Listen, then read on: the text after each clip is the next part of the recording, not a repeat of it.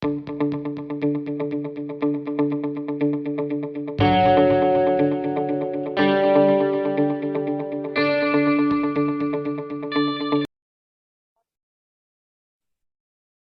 everyone. A very good evening. Yes, so first of all, can I know, am I audible for everyone? මාව ඇසෙනවාද?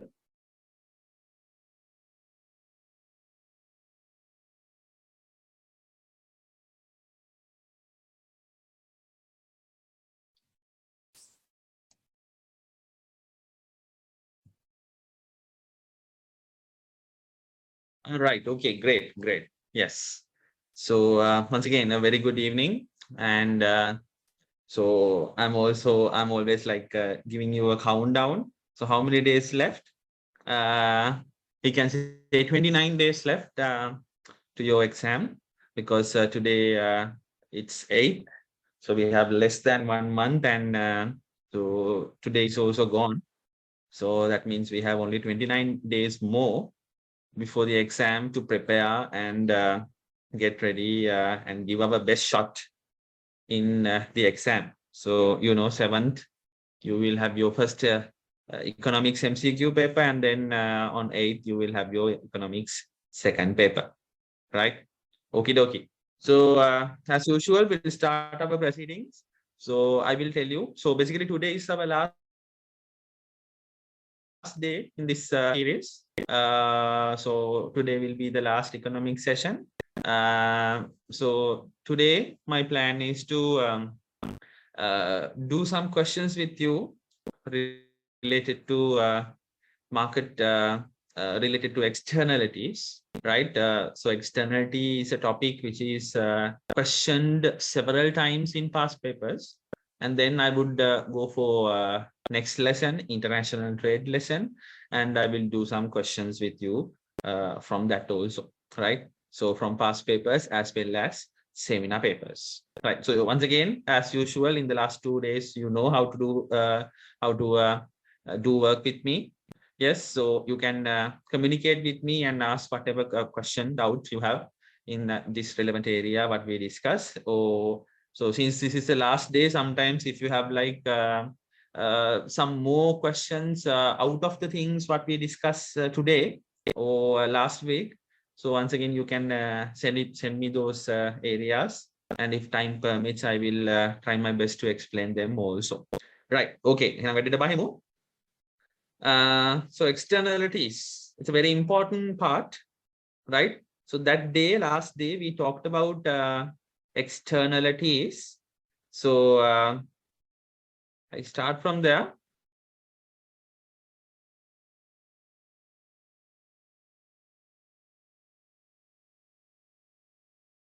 Yes, so this is the externality classification. So externalities are the situations which create external cost or external benefit to the society.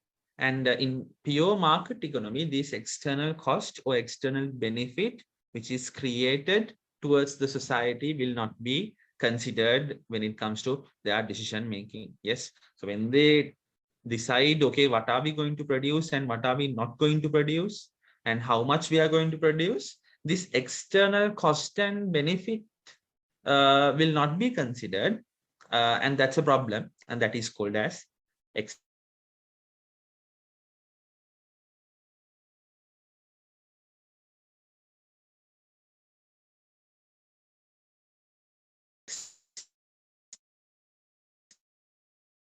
externalities or negligence costs. If there are external costs, we call them as negative externalities. And if there are external benefits to the society, then we call them as positive externalities, right? And if cost or benefit created with consumption process, then those are consumption externalities.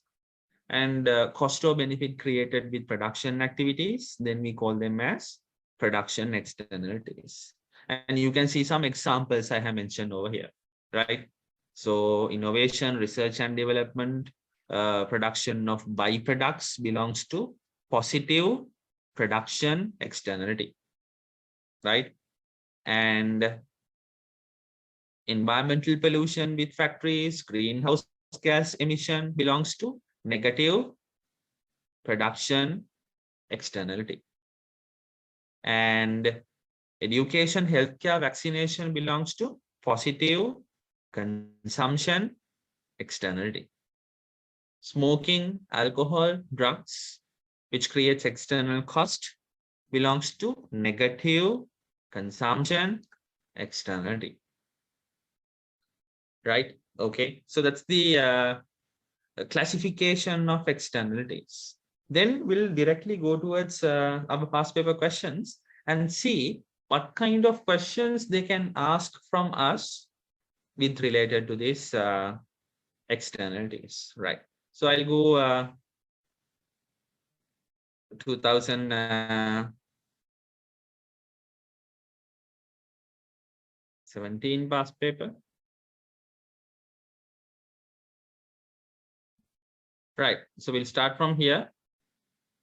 Read out this question and recall and try to figure out how are we going to answer this question? What is the diagram we have to draw?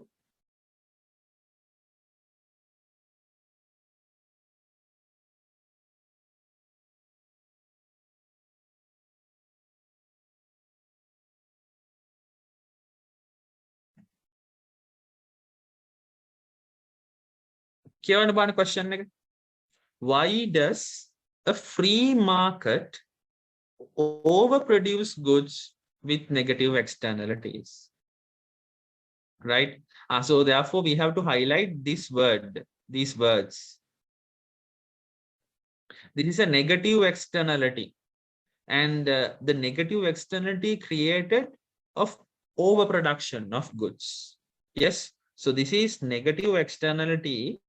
So negative externality is confirmed, then we might have a problem. Make a negative externality in production, the negative externality in consumption. Right? So overproduce, no? So that means this is about negative externality in production, NEP. Right? So this question talks about negative externality in production. Going back to our classification, where is that? Negative externality in production. So that means this question talks about this kind of a scenario. Okay, this question talks about environmental pollution created by factories or greenhouse gases emission or whatever external cost created with production activity. So then we first of all we have to have a very clear cut understanding. What's the situation we are referring to? And then we can go for diagrams. Yes. So how can we draw diagrams? Yes. I will use the paint application to draw that. So first of all, you have to draw a normal two axis like this, and you can call it as price and quantity. And then the normal demand curve normal supply curve like this. Right? So just give your best focus to understand what are the labels that I am putting. Right? So the first label what I put is for the supply curve. So we don't mark this as supply curve, we give a different name. What is the name we give? Marginal personal cost. And this would be marginal personal benefit curve. So why do I call it as personal cost? Why? Because this is the supply curve. Suppliers are deciding their decisions, taking their decision based on their marginal cost, based on their marginal cost, personal marginal cost. That's why I call this curve as marginal personal cost. And this is the demand curve. Demand curve determined based on consumers' preference. So consumer takes their decision based on what? based on their benefit, right? Personal benefit. So in a free market economy, what will happen? As per this equilibrium, they will produce this, they will produce products at this quantity at this price. Yes. So this can be called as Q1. And here we can call it as personal benefit equals personal cost situation. Okay. So that's the first thing you have to do. So to draw this diagram, we don't want to understand what kind of externality we are talking about. Right? Okay. And then we'll go to the question. We are talking about a negative externality in production. Yes. How can we show it in the diagram? Negative externality in production. Production belongs to which curve? Demand curve or supply curve? It belongs to supply curve. And negative. So supply curve should increase or decrease. Negative now, we have to reduce the supply curve. So reduction in the supply curve means where we have to shift? We have to shift to left side. A reduction in the supply curve like this. Okay. So this will be the change what we have to show. Right. And then we have a problem. What is this new curve? How can we label it? This can be labeled as marginal social cost. Why? Because this new blue color curve talks about the society. And this is a supply curve. So therefore, this talks about the cost which think about the society, the cost curve which thinks about the society. So that's why we call it as marginal social cost. Okay. And then you can see there is a new equilibrium price and new equilibrium quantity. Yes. So we can identify a new price and a new quantity. Yes.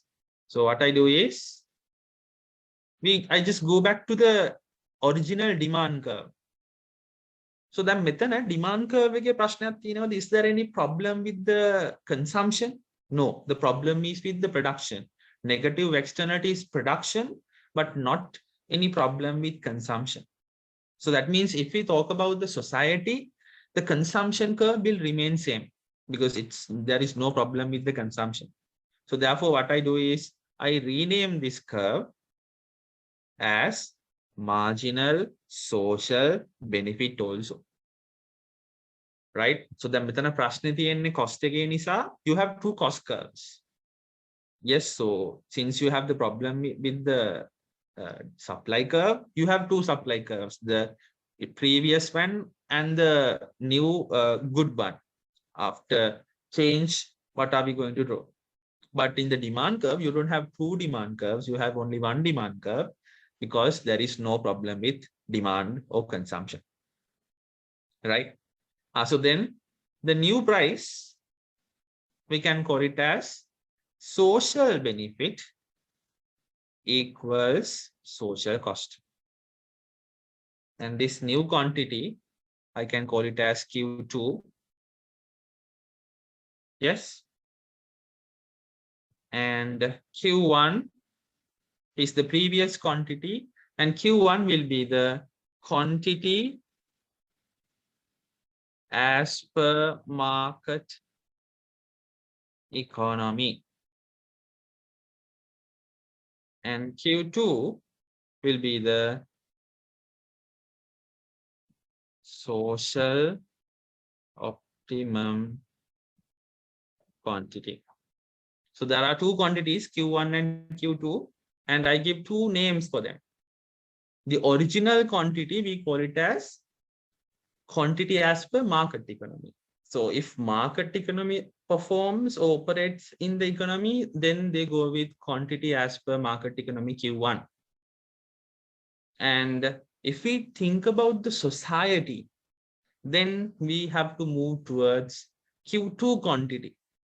Yes, because that is the socially optimum, the best quantity that we have to produce as an economy.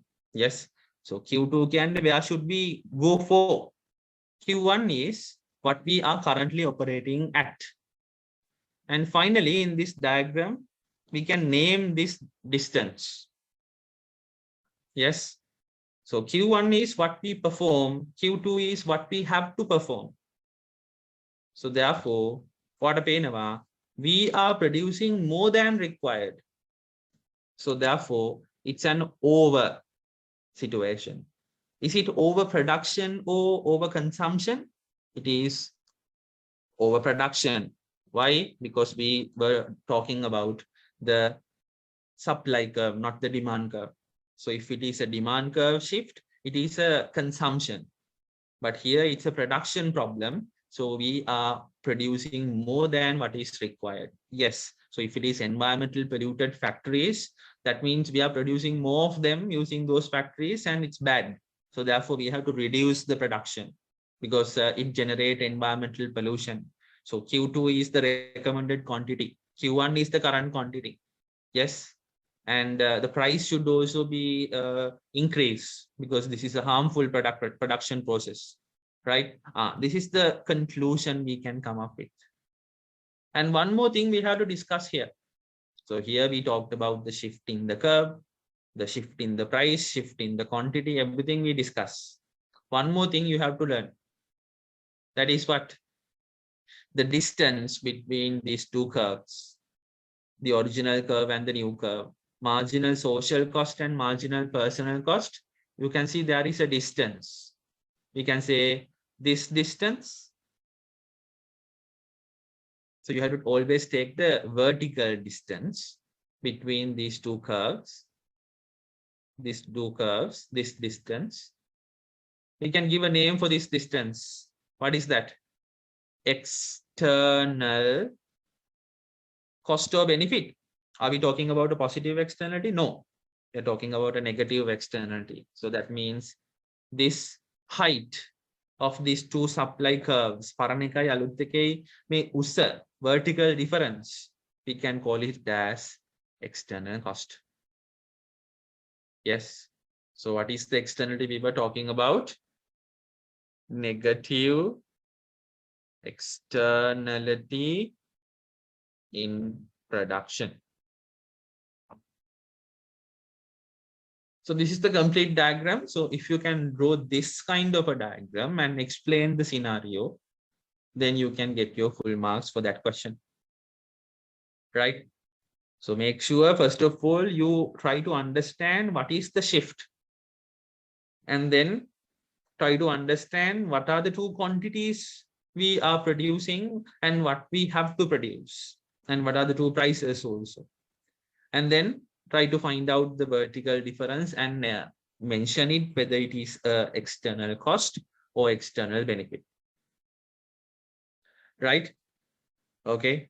So negative externality in production. Any questions? Any questions?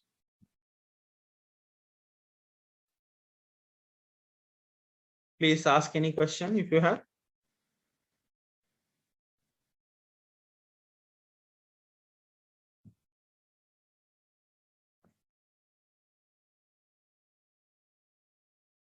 Right.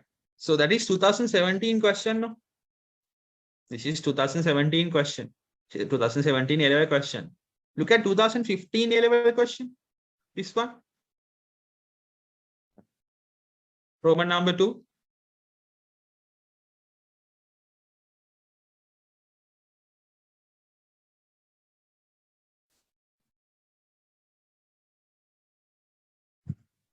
Isn't it the same question?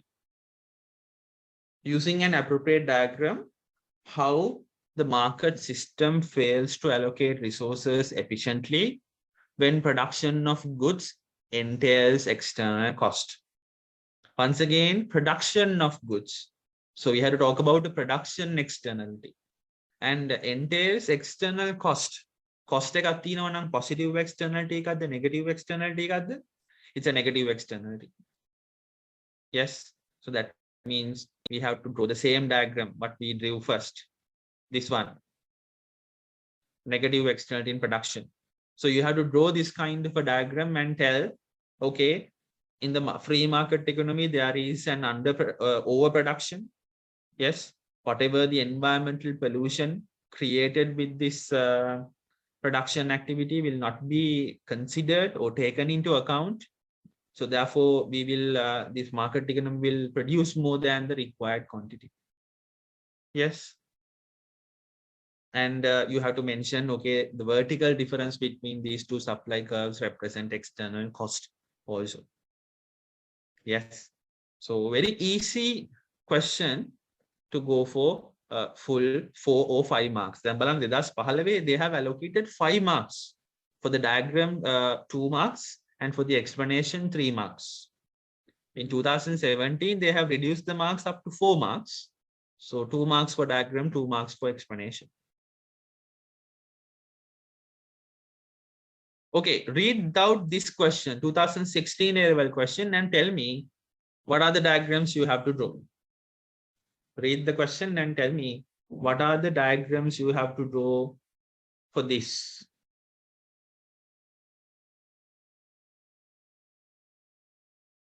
Guys, please communicate with me, respond to me. I would like to have your responses.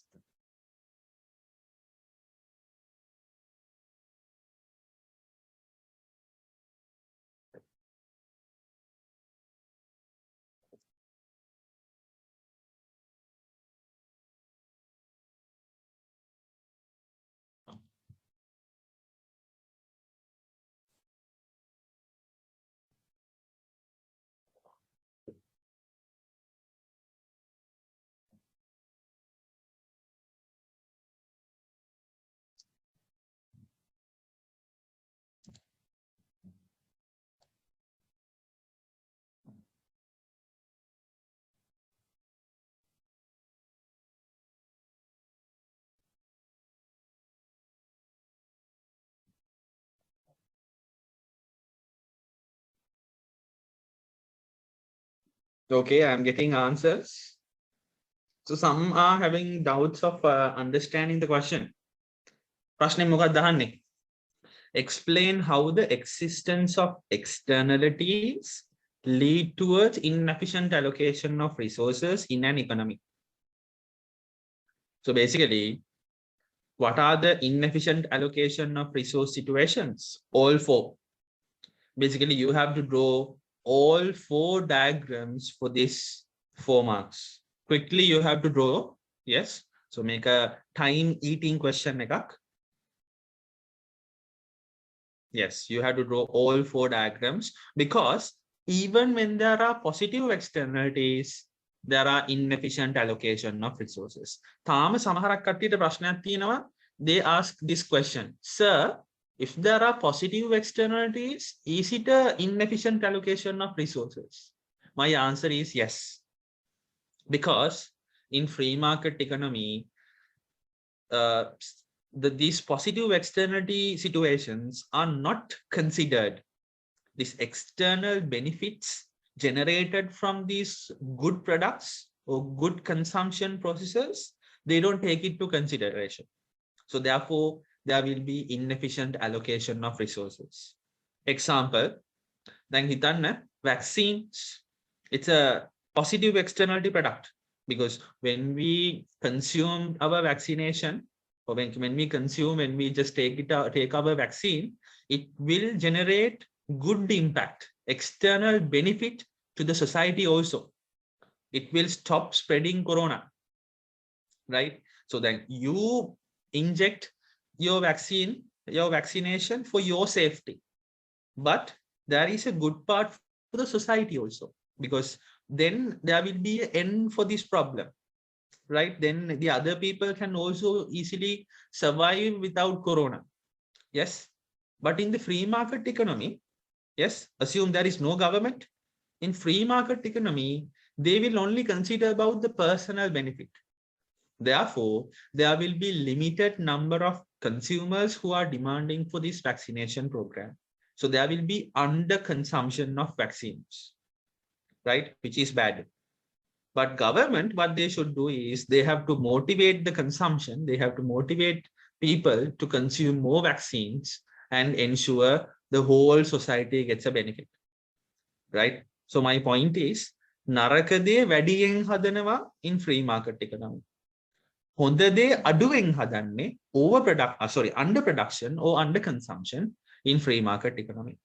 So therefore, both situations are bad. So not only negative externalities in this question or under the externalities, we have to talk about the positive externality situations also. We have to talk about education, healthcare, vaccines. We have to talk about the production processes with innovations and research and development. Everything should be explained with these externality diagrams. Yes, I hope you are clear. There is a question, good question. Only should we draw only 4 diagrams or should we explain it with yes, explain how existence of externalities lead to this economy. Yes, inefficient allocation. Explain word is there, right? And illustrate your answer with appropriate diagrams. So you have to get the support of the diagram, but you have to do your explanation. That's why I told you this is a time eating question. Not that difficult. Taggala diagrams you can start explanations, but at least it will take like 10 to 15 minutes to get these 4 marks. So when you read this question, you should understand. You have to have a signal to your mind. Yes. So make a lazy habai velawa kana ekak. So I have to be quick, right? And work according to that, right? Try to do this question at least within 6 to 7 minutes. You can do it if you have practice. If you have enough practice, definitely you can do this question within 6 minutes. Yes. If you don't have practice, then at least you will spend more than 10 minutes. Then aparade, you will reduce time to do another question. Okay, right.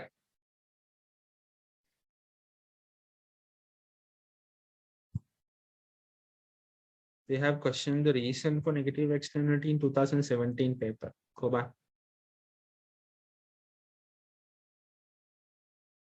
So basically here in this question, you have to tell the reason for overproduction.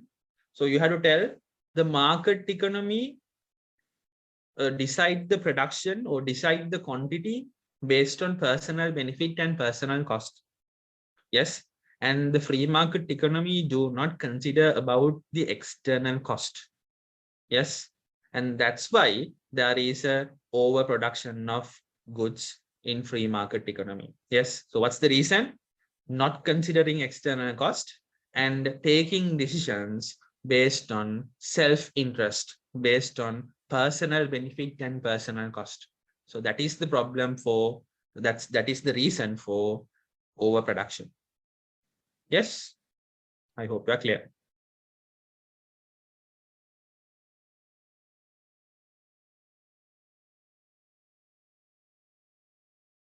Okay, so read this question. Question number 7, Roman number 2. This is 2013 A level. And tell me what's the diagram you have to draw.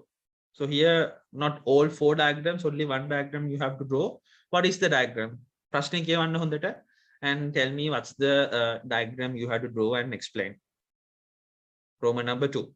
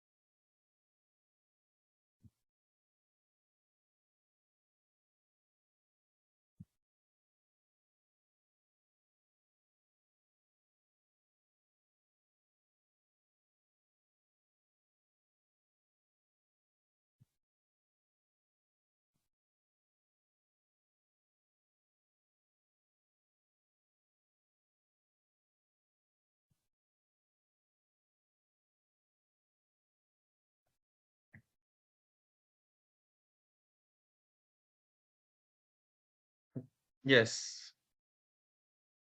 Okay, I got back few answers. Uh-huh. Yeah, so all the answers I got is correct. Negative externality in consumption. So one person asked, what's the meaning of motorist? Motorist means the people who drive vehicles. Yes, so it can be motor bikers or motor vehicle drivers. So everyone we call them as motorists. Yes. So if there are too much of motorists, the people who drive vehicles in a road, then it's a problem. Yes, too much of traffic, wasting time in the road. Yes. So those are the things what we have to highlight here. So is it a production process or consumption process? Driving vehicles? It's a consumption process. And because of this, is there any external benefit or external cost? There is external cost. Yes. So there will be sound pollution. There will be air pollution. Yes. There will be wasting of time of others because of the traffic created by themselves. There will be environmental pollution. Yes. With this carbon emission with vehicles. Yes. Yes. Wastage of fuel. The cost of fuel or cost of time. Everything we can consider as external cost. Yes. So here what you have to draw is a negative externality in consumption diagram. So then what's the diagram you have to draw? A shift in the demand curve, right? So you draw the normal equilibrium situation. You draw a shift in the demand curve inside to the left, right? Demand curve එක left එකට shift වෙන curve එකක් අඳින්න ඕනේ. And then no, so what I do is I'll draw that diagram also for your reference. Right. So this is same. From here, you have to change your diagram. You have to show a shift in the demand curve like this. So you have to show the shift. And this new demand curve, I can call it as marginal social benefit. And you can see there is a new equilibrium price and new equilibrium quantity. New equilibrium price, I can call it as social benefit equals social cost. And Q2 is the social optimum quantity. And this is marginal social cost also.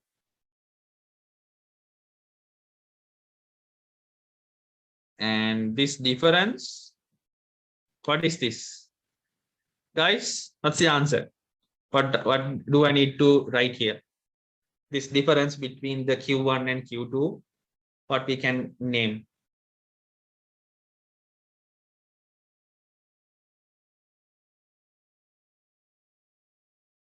Over or under? Production or consumption? What is this? Q1 is the quantity we produce. Q2 is the quantity we have to produce. Sorry, Q1 is the quantity we consume and Q2 is the quantity we have to consume. So this is what?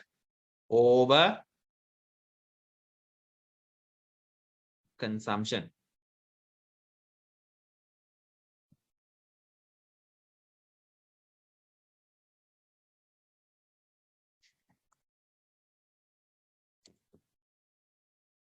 No? Clear? Yes. Okay, okay. We'll go to some MCQs also. I have selected some MCQs.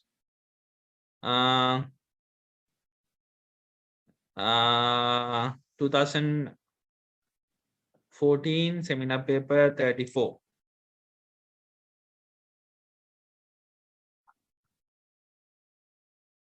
Okay. So can you guys send me your answers for this question?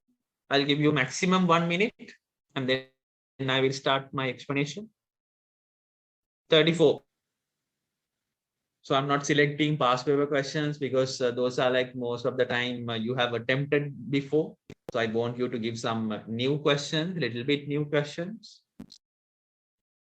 What is the answer for this question?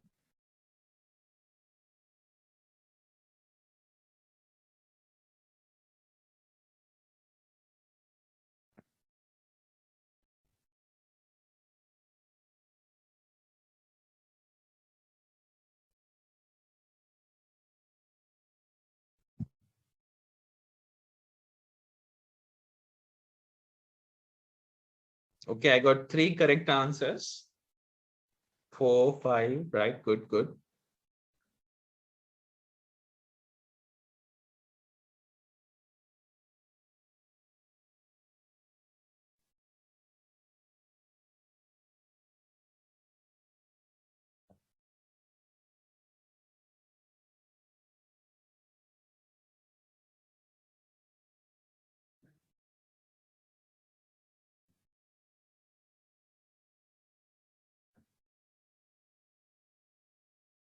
Okay, I got like 2 wrong answers, so I will try to address them. So here the correct answer is answer number 1. Why? Look at this. Look at this first demand curve, this one. It is talking about private benefit. And look at the new one. This is the new one. No? It talks about social benefit. So why do I call this red color one the old one and blue color one the new one? Why? Private benefit should be the old one without thinking about the society. And social benefit is the new one with thinking about the society, after thinking about the society. Yes. So that means what's the conclusion? Your demand curve has shifted to the right. So demand curve has increased, demand increased. So that means make a හොඳ එකක්ද නරක situation එකක්ද? This is a good situation. This is a positive externality in what? Consumption. Yes. So positive externality in consumption is the situation. So that's how you understand the situation. So if there is a positive externality, will there be external cost or external benefit? It's an external benefit. Positive externality, good thing. Then benefit to the society. So answer should be either 1 or 2. External benefit. So these 2 is the correct ones. Then we'll go for this part, the first section. Under consumption or over consumption. So Q1. What is that Q1? That is the old equilibrium situation. Q2 is the new equilibrium situation with the new curve. So that means this is the quantity as per market economy. And Q2 is the social optimum quantity. Right? So that means Q2 is what we have to produce. Q1 is what we currently producing. Right? So that means there is a overproduction or underproduction. There is a under consumption. Yes. So this is demand related question. So therefore we have to talk about consumption. And so the quantity what we have to go is little bit bigger, but we are producing less than that. So therefore that means it's a under consumption. Less than what is required we produce. Under consumption. The first one is the correct answer.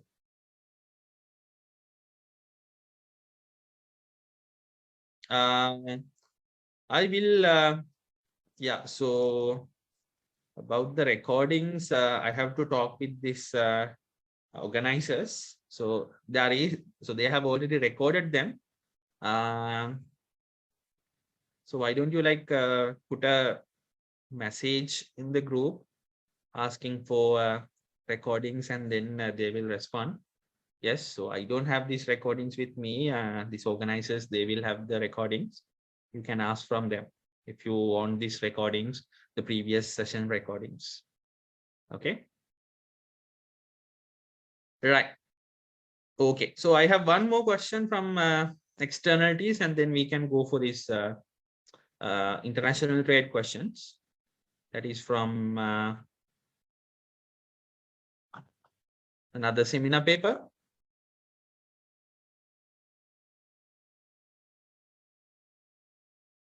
Where is that? Here.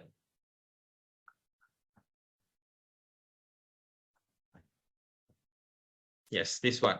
32. Can you guys send me your answers?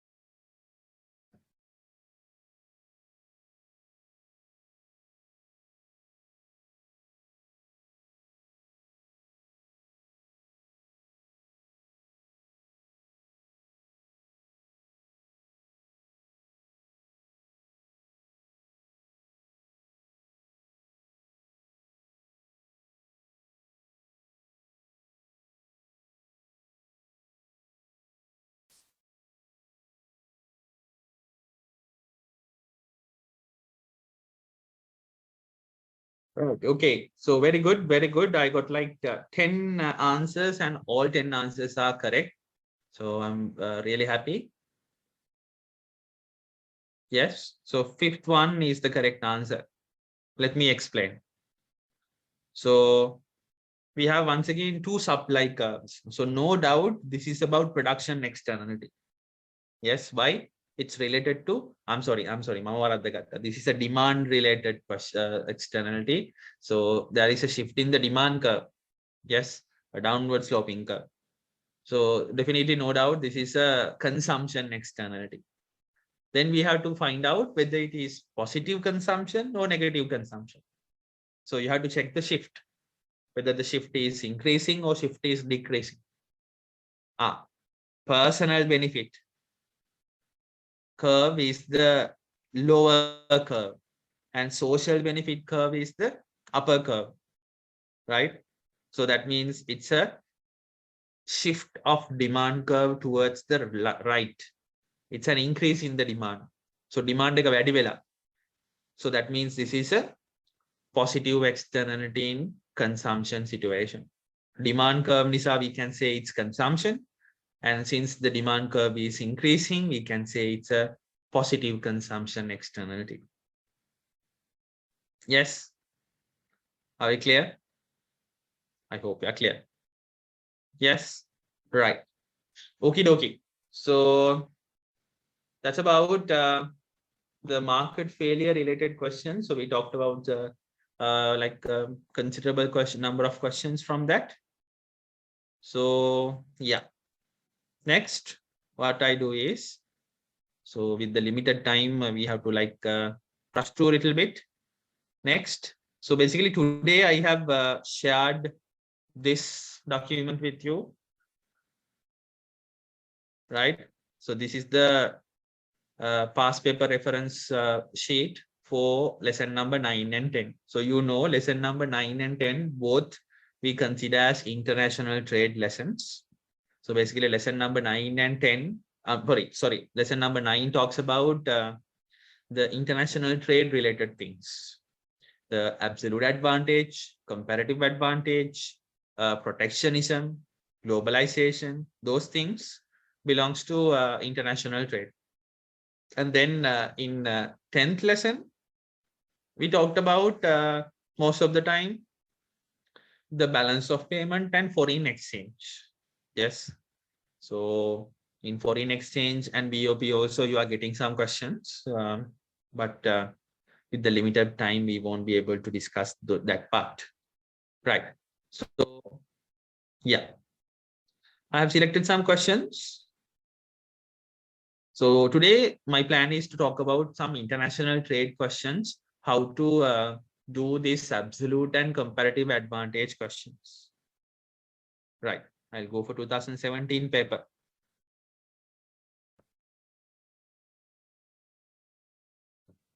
Okay.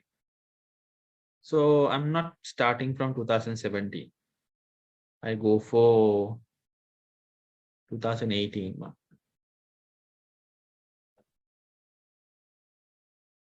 Right. So I'm not selecting very, very easy questions. Yes, I'm starting with a moderate difficulty question because we have only 29 days more. So we can't do like the easier stuff. And then it will be little bit difficult to go towards the difficult one. So straight away I go with the advanced level difficulty level question. So take 30 seconds and read the question first. I have read this question before, so you read and see.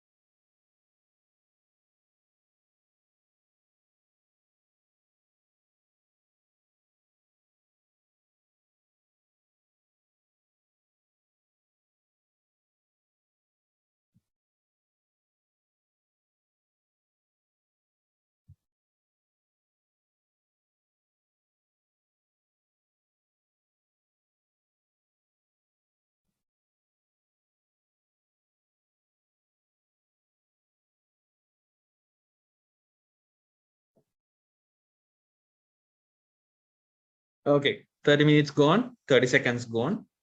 What's this question? So you have some numbers, and these numbers talks about what? Labor units. Labor units required to produce 1 unit of output. එක කෑල්ලක් හදන්න, එක unit එකක් හදන්න ඕනේ labors ලා ගාන තමයි මේ දීලා තියෙන්නේ. So basically this is one way of presenting information for us. The other way is the output approach. Over there, what they do is they tell us what are the number of quantities we can produce using one labor or one resource unit. Yes, try to understand that difference. So basically, yes, so I will show you another question. Then here, this is the other way. So here you can see maximum amount of units, maximum amount of rice units. So may 5000 කියලා කියන number of units what you can produce from available resources. And in this question, it talks about the number of labors required to produce 1 unit of output. The one is 1 unit of output, and the numbers are the resources required. In the previous question, the numbers are the quantities we can produce, and one was the one resource. Okay, so there is a difference, huge difference. So first of all, you have to understand what's the approach they have given you this information. So is it inputs like this or outputs like the previous question? Okay, so this is an input situation. They say each country has 200 labor units, right? And they require 5 labor units to produce 1 X good in country A. And in country A, to produce Y goods, they need 4 labor units. So what's the Roman number A? You have to draw a PPC, right? You have to draw a PPC. So to draw the PPC, you have to go with production possibility numbers. Production numbers. They have told us they have 200 labor hours, labor units. So we have to, what we have to do is we have to put the numbers of production in country A and B in terms of X and Y. මෙන්න මේ කොටුවේ මෙන්න මෙතන අපි දාගමු country A වලට ඒගොල්ලොන්ගේ laborsලා 200න් කොච්චර X හදන්න පුළුවන්ද කියලා. How much of X they can produce using 200 labor units. How can we calculate that? This 200 should be divided by 5. So 200 divided by 5, answer is 40. Then one person might ask, sir, එතකොට මේ 200 පහෙන් වැඩි කරලා 1000 නෙමෙයිද දාන්න ඕනේ? No. Why? Because we have limited number of labors, 200. And for 1 unit, we need 5 labors. So definitely we can't produce 200 into 5,000 units. We can produce only lesser number of units. Why? For 1 unit, you need 5 labors. In the 200යි එකකට පහක් ඕනේ නම් ඉතින් අනිවාර්යෙන් we can produce only 40 units from 200 labors. Yes. So for 1 unit, 5 labors, 2 units, 10 labors, 3, 15. So likewise, until 200, you have to split down your labors, and then you can produce only 40 units of good X in country A. So likewise, you can do the calculations for the other 3 boxes also. Country A, good Y. Once again, 200 labor units. And now from 1 labor, from 4 labors, you can produce 1 output. So 200 divided by 4, answer is 50. In country B, once again, 4 labor units required to produce 1 output. 200 divided by 4, 50. 200 divided by 8, 25. Yes. So the question asked about PPF, production possibility frontier. and you have to label them correctly. So what you can do is,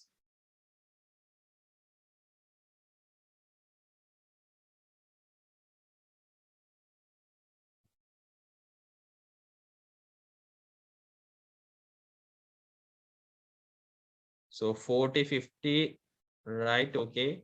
So what you can do is you can draw a PPC like this. Remember one thing you have to remember here.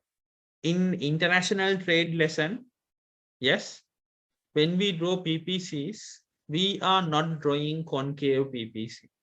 We have to draw linear PPCs all the time. Why? Because in international trade, we assume there is perfect substitutable resources. So from X good to Y good, you can easily substitute resources, which is not practical, but we have to go with that assumption. So with that assumption, there will be a linear PPC, right? So next, labeling. So this, assume this is country A, and this is X good, and this is Y good.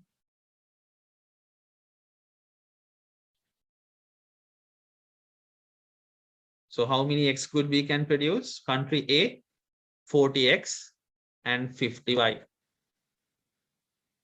Right, 40X and 50Y, right? So then somebody might tell, after looking towards my calculations, so at one time, can we produce both 40 of X and both 50 of Y? Once my answer is no. So these are the two extreme numbers this country A can produce from X and Y, right? But when you draw this PPC, you can see 40 of X and 50 of Y, both we can't produce together.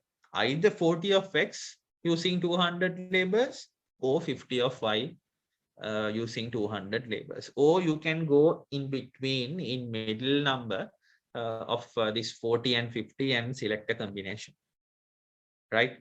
Okay, clear? Yes.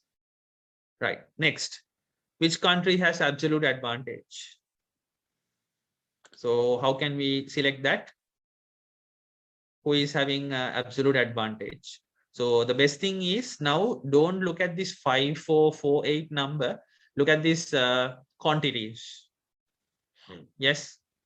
So X වලට කවුද හොඳ? අන්න ඔය විදිහට හැමතිස්සෙම you go and try to figure out absolute and comparative advantage. Yes.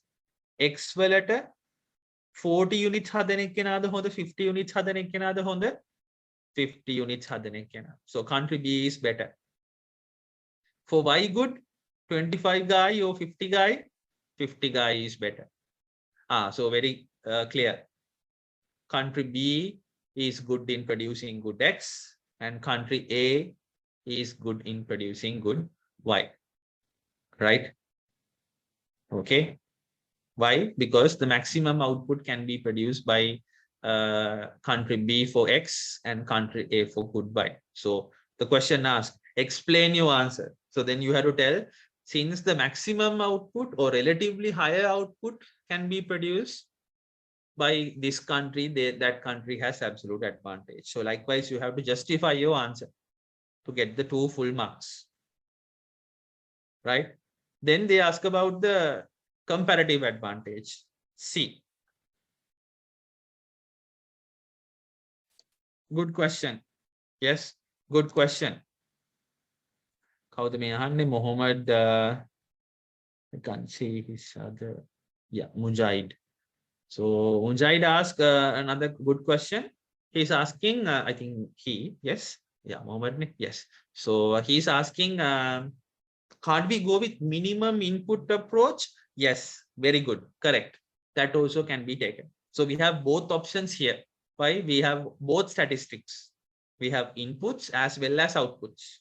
So from outputs, we have to decide the biggest output producer, right? So the X good biggest output producer is 50 units guy, that is country B.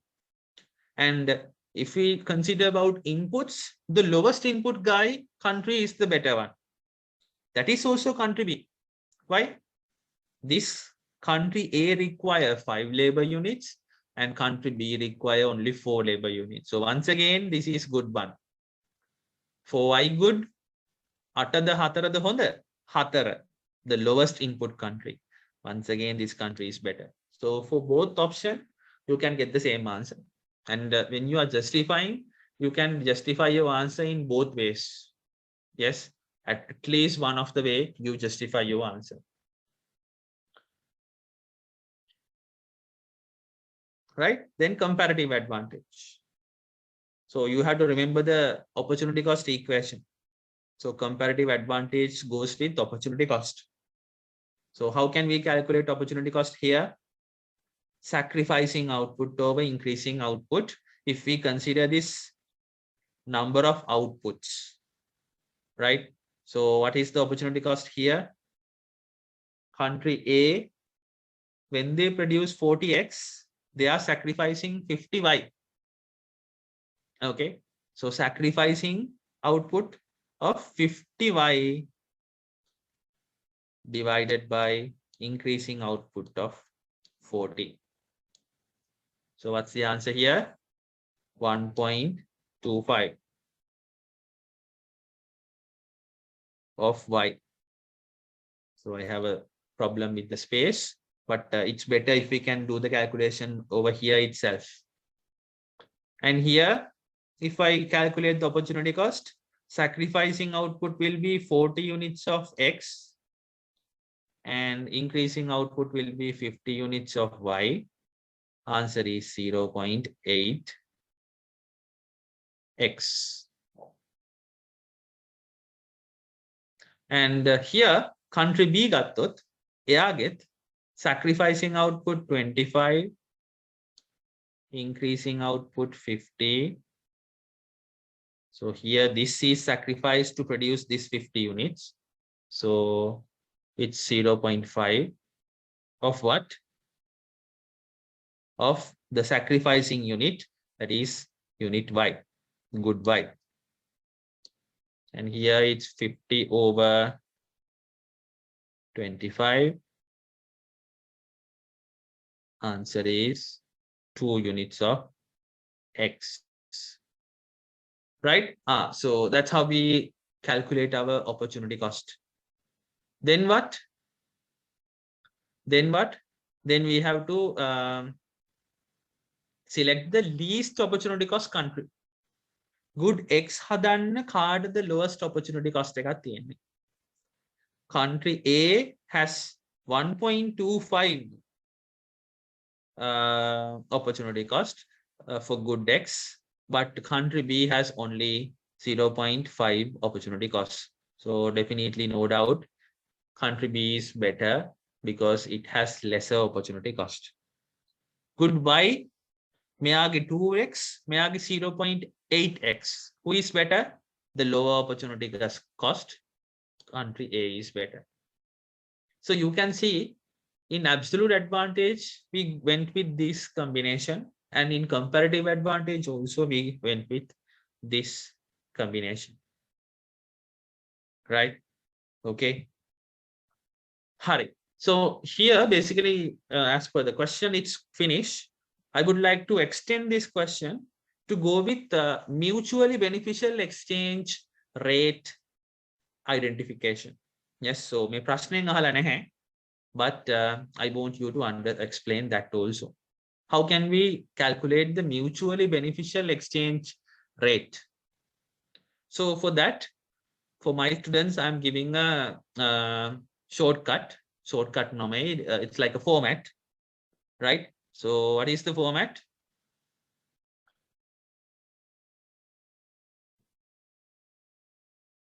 So first of all, I put one product in middle, one x කියලා අපි දාගමු. And then you can put two symbols like this, less than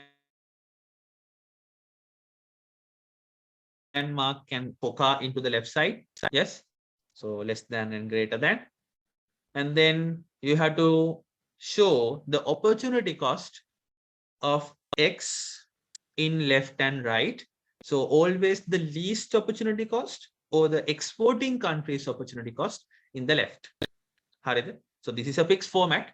You put a product in middle and show the opportunity cost of that product in both sides with this less than and greater than mark. So in the left side, what you have to put is the least lesser opportunity cost is 0.5 the cost. This is a mutually okay. Likewise, you can do another range like this for 1y also.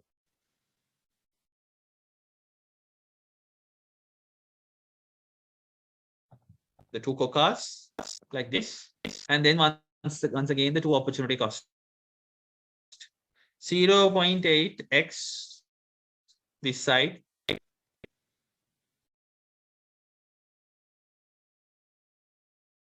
and 2x this side, right? So these are the two mutually beneficial exchange rates, right? So here, if they ask to pick a one exchange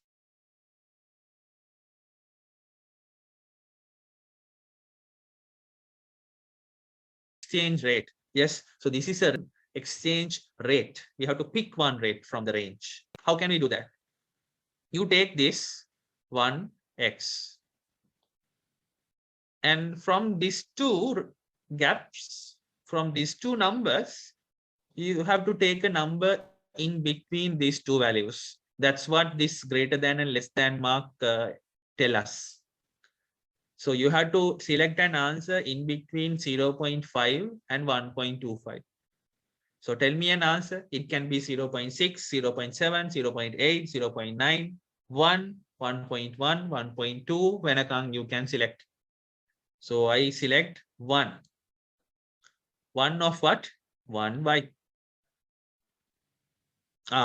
So this is a good exchange rate. They can proceed to exchange their goods and services what they have produced. So from here also you can do the same thing. First of all, you put 1y equals in between these two numbers 0.8 to 2. You can select 0.9, 1, 1.1, 1.2, 1.9. When you can select. So either you can select 1x or even you can select a ratio like this.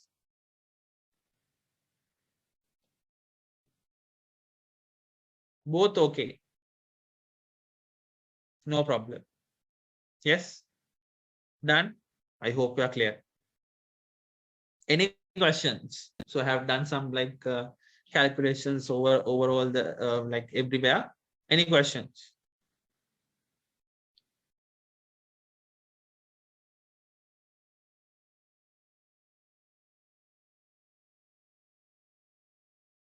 No questions? Right. Then I will go front. Next, we'll do this question. Then in 2018 question, they gave us some numbers and asked us to draw a PPC. In 2017, they draw a PPC and asked us to draw a table. Yes. So first of all, in this question, the best thing is you draw a table, your own table. So draw a table and see.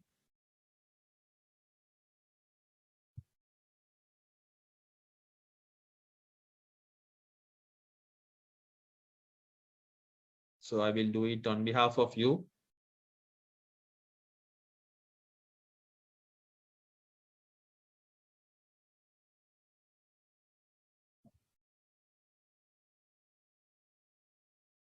Country A and country B. So what's the value I have to put here? Guys, what's the value I have to put here? Mobile phones, country A, how much?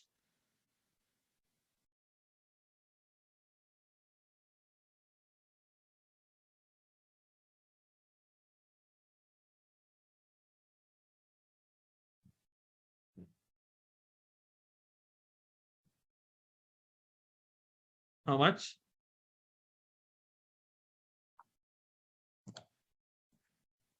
Yes, 1,200. And bicycles, how much? Country A, 400. And mobile phones here, 600. And here also, once again, 600. Right. So then you have this table with you and you can do the calculation as usual. Yes. So I'm not going to do the calculation. So I just show you how to convert the PPC towards a convenient table. And then you can do your calculations. Yes. Right. I hope you are clear. So I have selected some more questions. We'll talk about them. Right. Okay. 2014 seminar paper 38.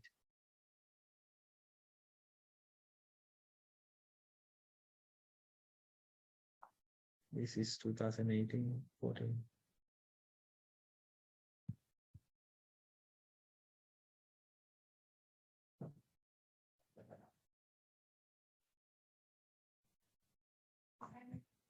Yes, you have a question.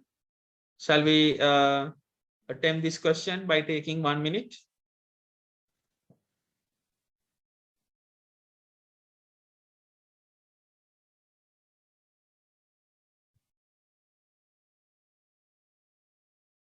Please send me your answers.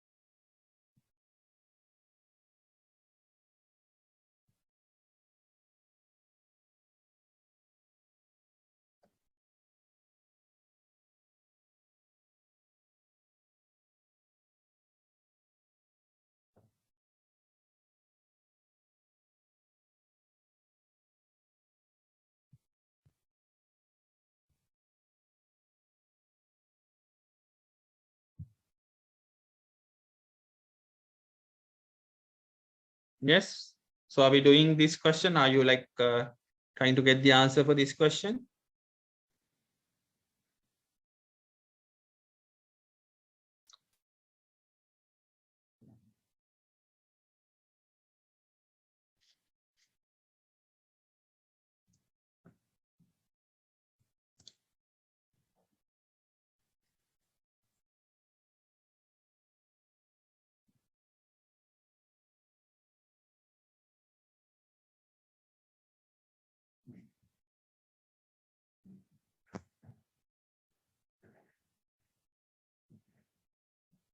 Right. Okay. I will start my explanation. So I couldn't get any much answers like before.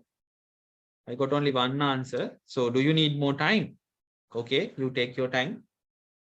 I'll give you 30 more seconds.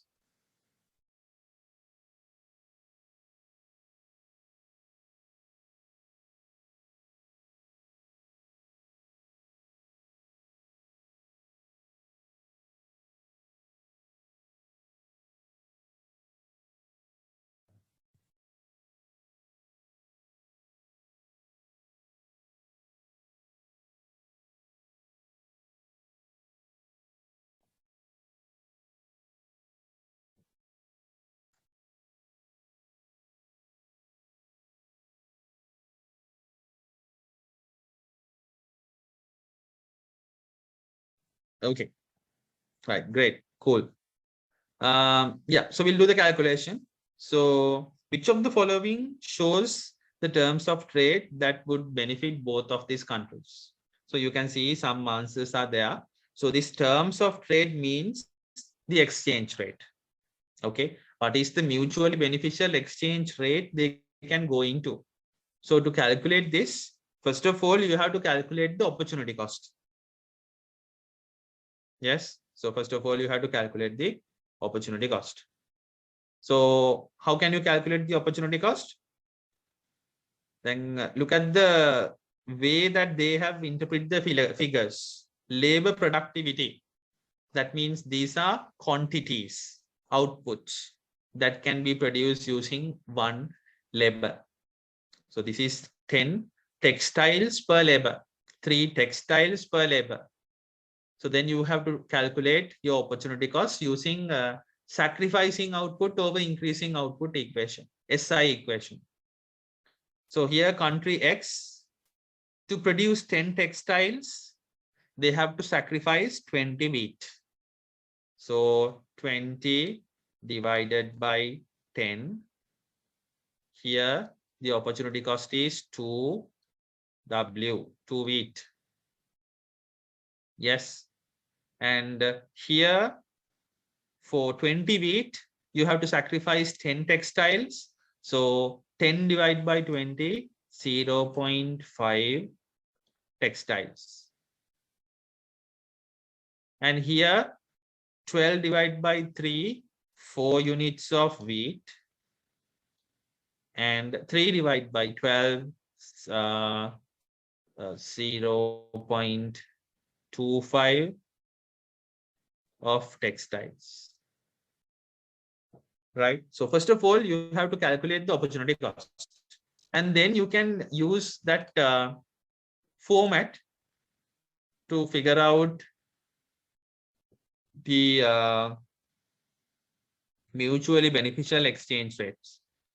Yes. So I think I prefer to calculate the mutually beneficial exchange rate first. So how can we do it? Madara dagannawa 1T first.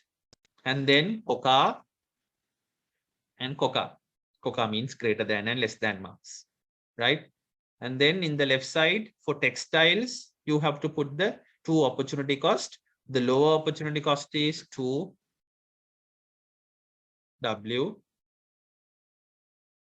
And this side 4W. Similarly, you can go with the other beneficial exchange rate also. 1W in middle. And 2 sides, the 2 cocas. And this side 0.25 textiles. And 0.5 textiles. Right. So if you have this mutually beneficial exchange rate range, then usually you can select the answer. Right? So we'll go with one answer by answer. 1 textile, 3 wheat. 1 textile, 3 wheat. Is it within the range? Yes. Dekat hatara wheats gannawa nan, that's correct. So this is the correct answer. 1 wheat, 1.5 textiles. 1 wheat, 1.5 textiles. Can we go with that? No. 0.25 minimum, 0.5 maximum. Can we go with 1.25? No. Wrong. Yes. This is wrong. 1 wheat, 2 textiles. 1 wheat, once again this one. 2 textiles. Once again can't. Dekak කියලා කියන්නේ above the range. Can't go. 1 textile, 1.5 wheat. 1 textile, 1.5 wheat. Can we go? Is it within the range? No. 1.55 is something here. Less than 2W. So is it within the range? No. Wrong. 1 wheat, 3 textiles. 1 wheat, 3 textiles. 3 teen mehe kale. Is it within the range? No, not of course. So that is also wrong. So first one is the correct answer. So how easy you can select the answer if we do the working before. Yes. So what's the conclusion here?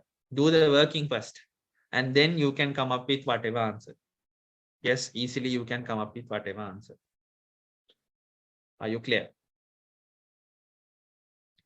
Any questions?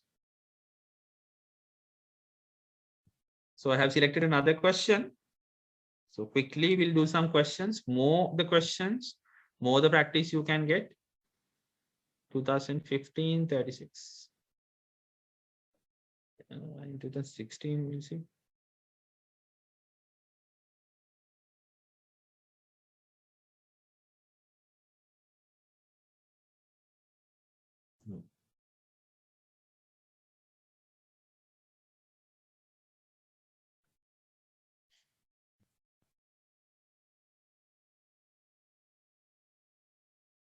Yes, this one. Shall we do it within 1 minute? 36.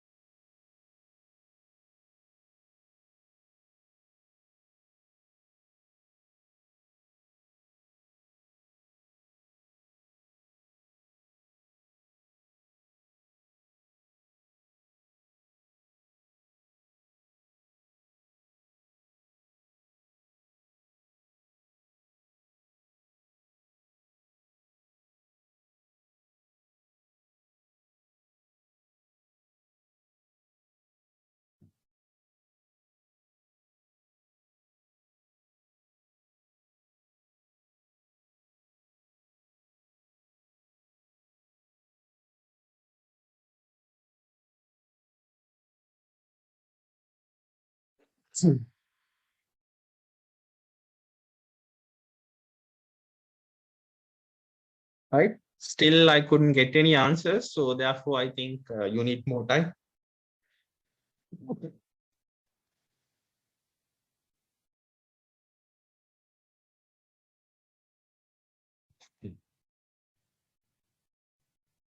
Since I was sneezing, I just wanted to tell you something. So make sure you are staying really, really safe these days within these 29 days. Not 29. Until the A-level exam, you try to stay safe 200% than what you tried in previous few months. Why? Because it will impact your exam a lot. Yes. So නිකන් බැරි වෙලා හරි හිතන්න කරුමෙට හරි. Yes. If you quote out to corona, yes, Omicron or whatever variant, that will affect your A-level exam. So therefore, make sure when you go to when you like exposed towards the society, make sure you ensure your safety very much. Yes. So COVID-19 can screw up your A-levels. So therefore, always wear a mask, use sanitizers, you go with double safety. Yes. So because it's very important time period comes in front of you. Yes. So within 1 month, the next month, so the next month and the month after will be a very important for you, very important timeline for you.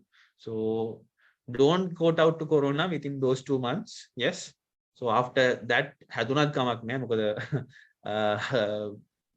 comparatively it's totally fine because you can't stay another 1 year. Yes. So not like the other previous batches. You stayed for like 3 years for your A-level exam, and don't try to screw up that with this COVID-19. Yes. So stay safe.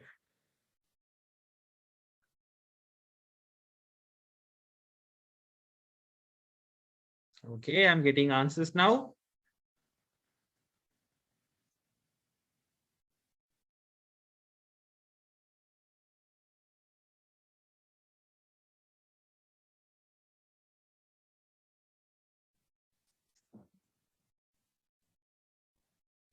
So my recommendation is try to get ready for lesson number 7, lesson number 8, and lesson number 9 and 10.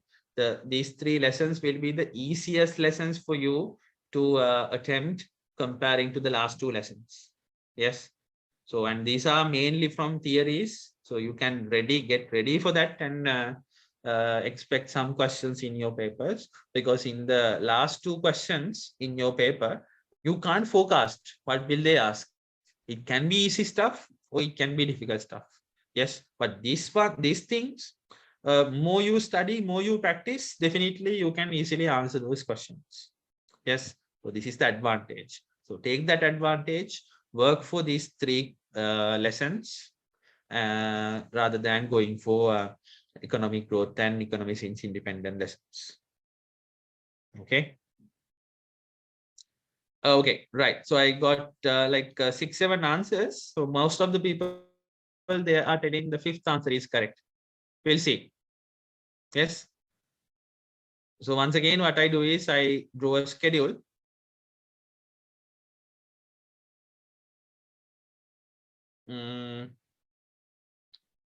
So T, I will make it quick. Clothes, country X, country Y,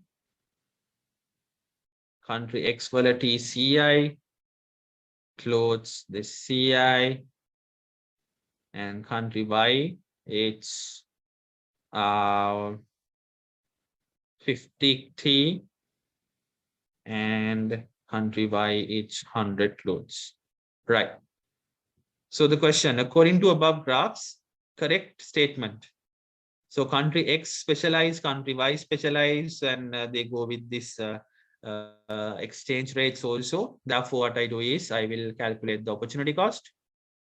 So once again, these are outputs. So I have to calculate the opportunity cost with S divided by I equation.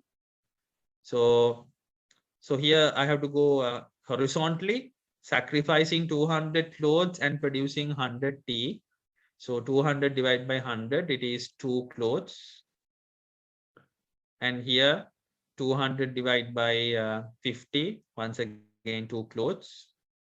Here 100 divided by 200, 0.5 clothes, 5 T. And 50 divided by 100, 0.5 T.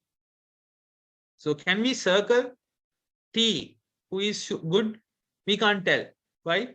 Both are having the same opportunity cost. Clothes. Who is better? We can't tell. Both countries are having the same opportunity cost. Yes. So can we, if we don't have a better country or good country or bad country, can we go up with international trade? No, because both countries will decide, පිටරටට යවුවත් එකයි අපි හැදුවත් එකයි, because we get the same opportunity cost. So I don't feel like produce them within the country. Why do we go for international trade? No any advantage. So no comparative or no absolute advantage over here. Right? Yes. So in terms of absolute advantage, you might tell X country is better. They can produce more tea and more clothes. But when it comes to comparative advantage, after calculating the opportunity cost, you realize no point of going for international trade. So what's the correct answer? Answer number 5. Both countries cannot have gains by participating to international trade. Why? Absolute, only one country gets the benefit for both products, country X. Comparative, same opportunity cost, so therefore they can't go for international trade. Clear? So this is an exceptional question. Yes, try to understand. මේ වගේ ඒවා එන්න පුළුවන්. So basically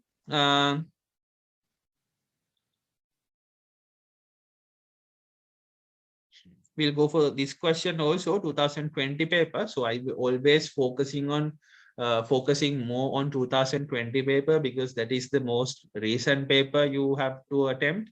And normally when we just check the past, there are situations where they asked the same question in the preceding year. Yes. So they ask a difficult question in 1 year, and in the next year, once again, the same question will be asked by changing the numbers. Yes, that pattern was there. So that's why we have to focus more on 2020 paper.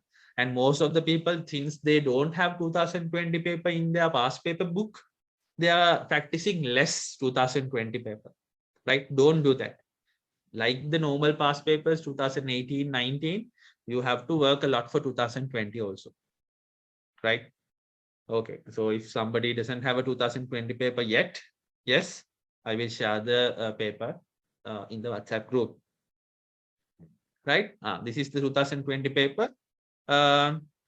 This is a little bit different type of question. Yes, same way, but the way they provide information is a little bit different. They use this essay type of way to provide the information. Can you guys send me the answer for this also? Attempt this question.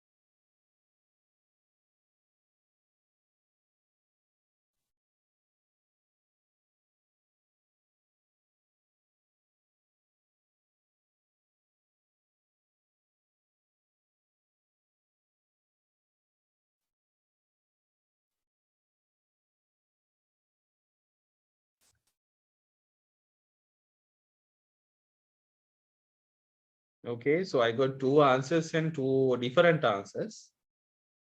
Continue. You can continue and send me your answers.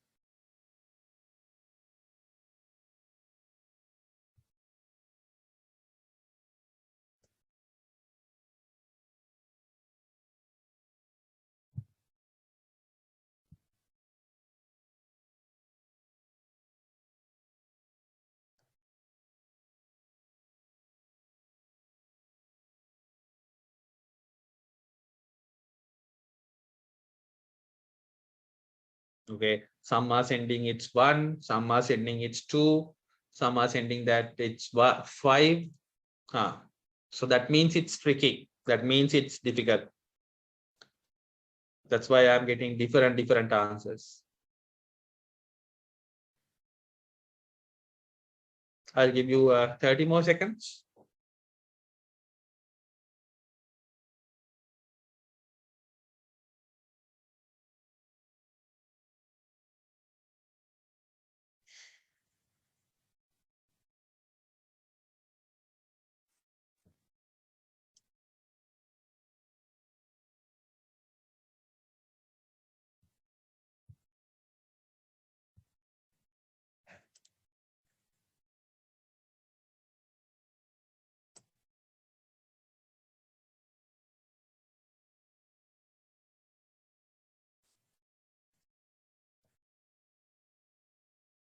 Okay, right.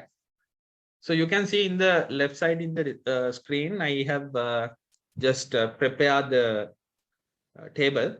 Yes. So they need 5 labor hours to produce 1 cloth in country A and 10 labor hours to produce 1 unit of rice in country A once again. So likewise, they are providing information. Yes. One thing. What is this? What is the meaning of this 5? For 1 unit of cloth, how many labor hours required? So this is not the output approach. This is the input approach. These values are given as inputs.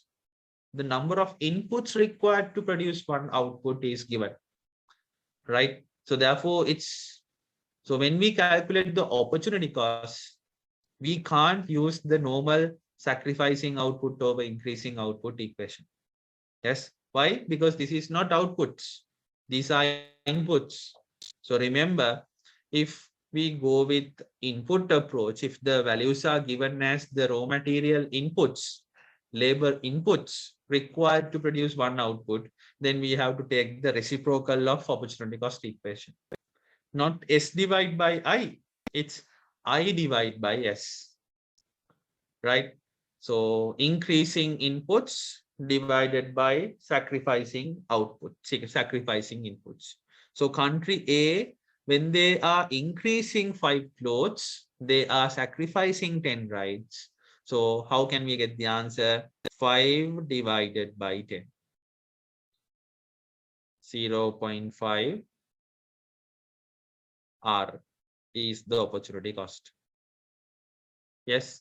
And here, once again, increasing over sacrificing, 10 divided by 5, 2 units of clothes. Here, 7 divided by 21, increasing over sacrificing.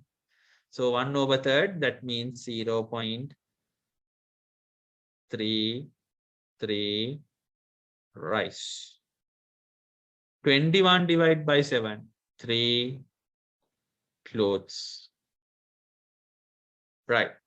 I hope you are clear. Yes. And then the range, mutually beneficial range. We have to put the 2 products, 1C. So now it's very routine, nah? 1C, Coca. In the left side, you put the 2 opportunity cost of 1C. Clothes rate opportunity cost එක කීයද තියෙන්නේ 0.33 R and 0.5 R. That's the first range. Next, once again, we will put cost 1 rice, Coca and Coca. And in the left side, you put this lesser opportunity cost 2C.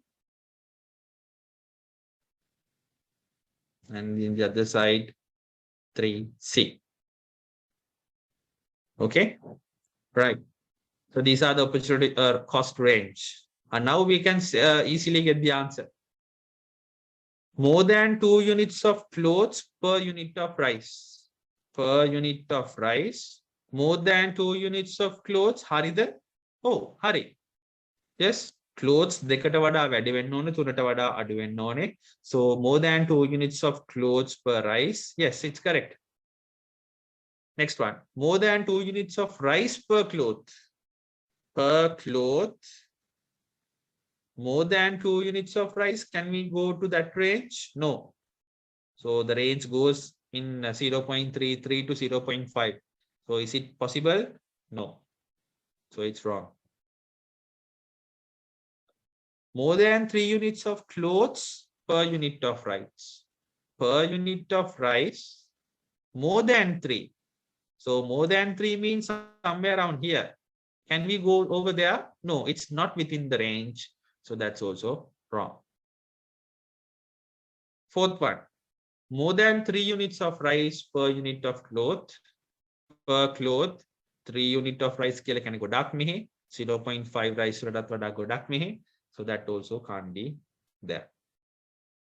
And the last one, more than 0.5 units of rice per unit of cloth. Per unit of cloth. More than 0.5 units of rice? No, can't. So it should be less than 0.5 units of rice. and more than 0.33 units of rice. Yes. So you can see the correct answer is answer number 1. Per cloth, per rice, 1 unit of rice and more than 2 units of cloth. Yes, that's correct.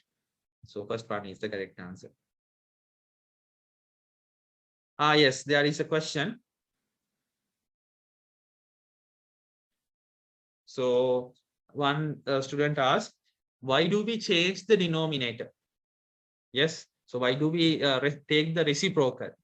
The reason is the normal opportunity cost calculation is done with sacrificing output over increasing output. But now here the information given in terms of numbers, and these numbers are the inputs, labor hours required to produce 1 unit of output. But normally what we get is the number of outputs that can be produced using 1 unit of labor.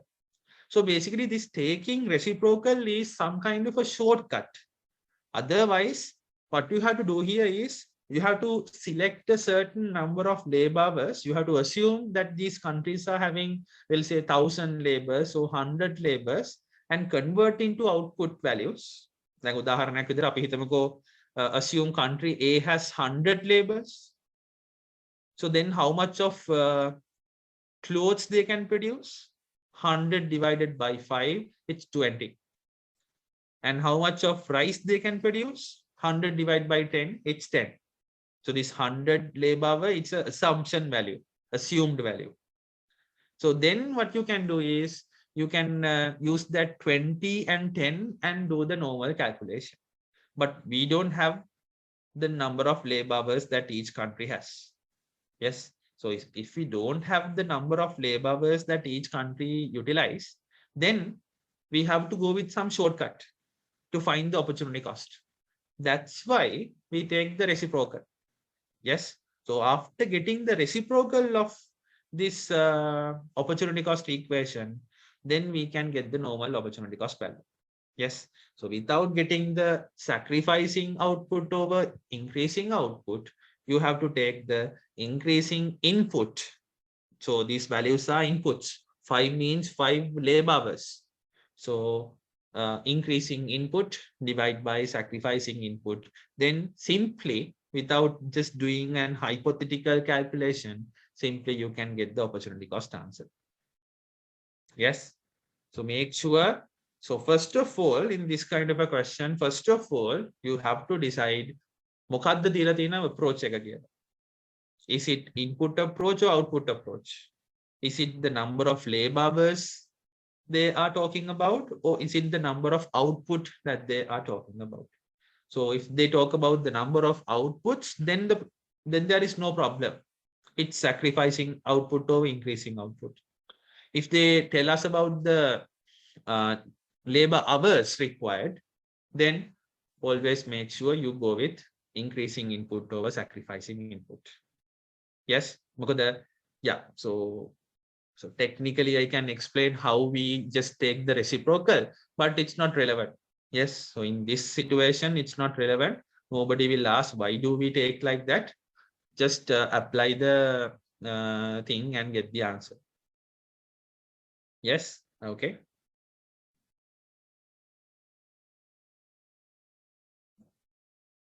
Right.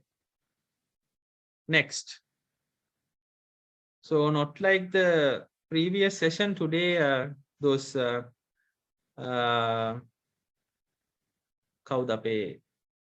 boys are not there. Yes, I also don't know who are them, but so today I was able to do my session without any disturbances. Right. So basically we are done with that part also. So then I will give you some summary about the content of this lesson. So තව ඔයගොල්ලෝ මේ පාඩමේ ලෑස්ති වෙන්න ඕන දේවල් ප්‍රධාන වශයෙන් you have to get ready for exchange rate calculations. Yes. So exchange rate calculation means so in 2020. Yes. So this kind of questions will be there. So they will ask if there is so they will tell you a situation. Yes, it can be exports, imports, relative interest rate, relative inflation rate, or investment inflow, outflow, whatever thing. And they will tell you how to apply it to this kind of diagrams. Yes, will there be a change, increase in demand for rupees, increase in supply for rupees, increase in for demand for dollars, increase in supply for dollars? You have to think them clinically and draw the diagram and see what's happening. Is it an appreciation or depreciation? Yes. So that you have to get ready. And finally, in this lesson, the other calculation part, what you have to prepare is the BOPs, balance of payment questions. Why do I say like that? Because look at this 2020 international trade question. Are there any questions? Are there any calculations? No, no calculations at all. That means there is a big possibility they will come up with a question, come up with a calculation this time. So if it is calculation, I prefer it's a gift for you. Yes, because the calculations karama, if you do the calculation properly, definitely they have to give you marks, right? Not like a writing question. Then in this question, this is a tricky one. Why? Only 4 Roman numbers to get 20 marks. And the last question is a 6-mark question. So you have to write a lot. At least more than one page you have to write with all the relevant information. Yes.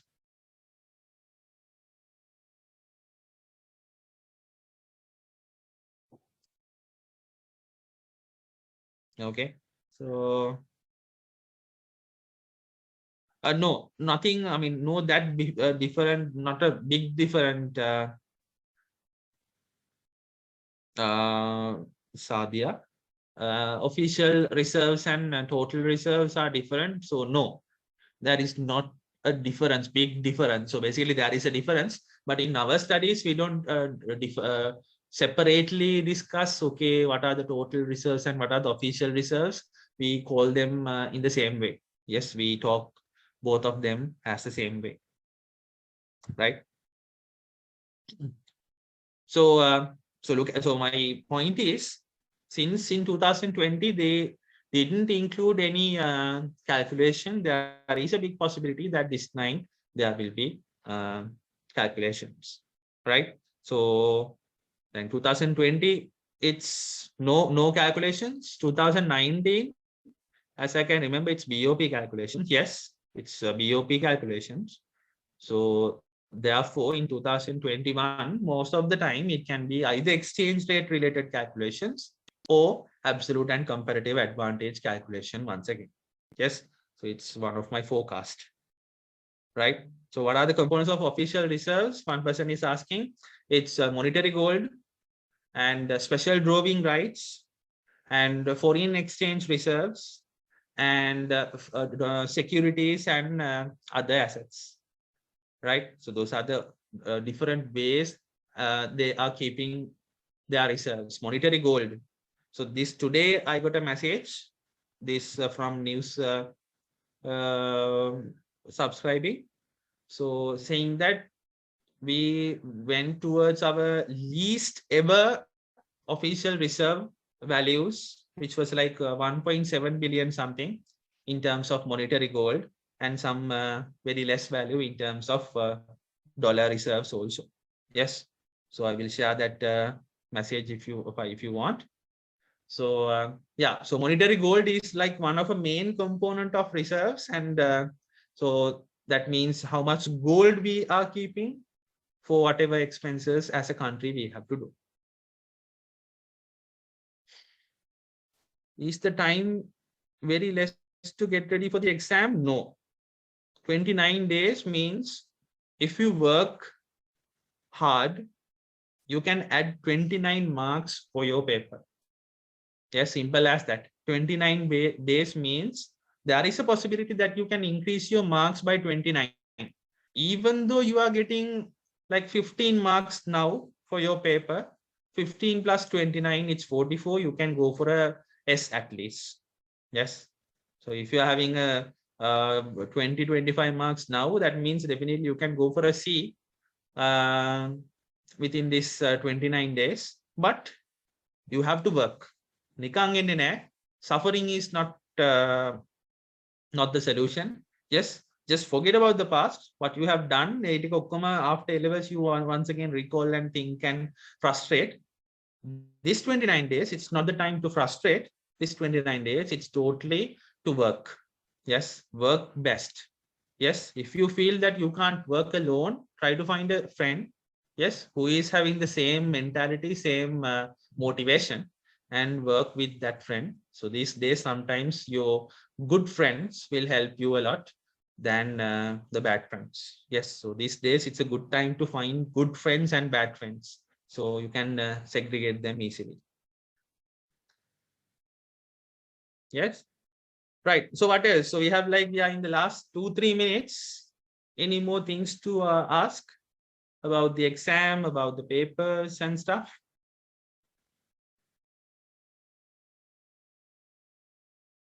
Yes, that's a question.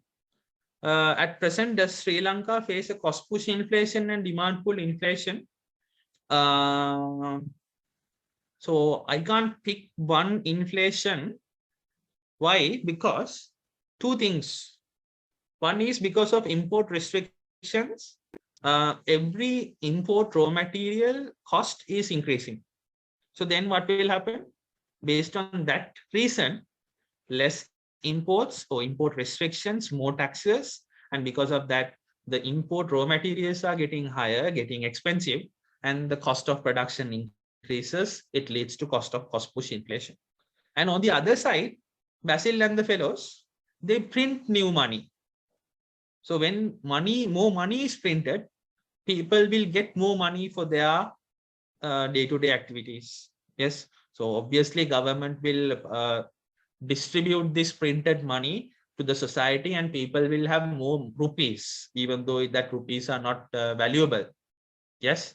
So because of that, people will start demanding more, and that will create demand pull inflation.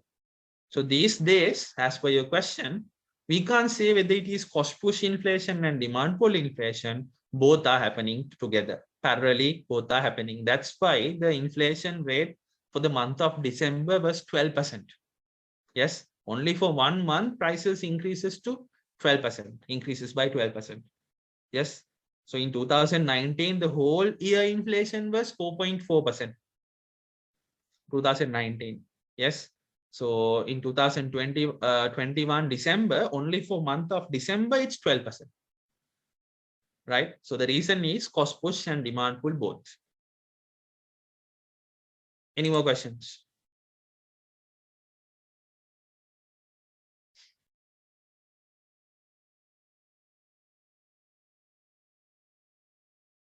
Right. Okay. Okay. So it's time to say goodbye, and all the best, all the very best for the exam.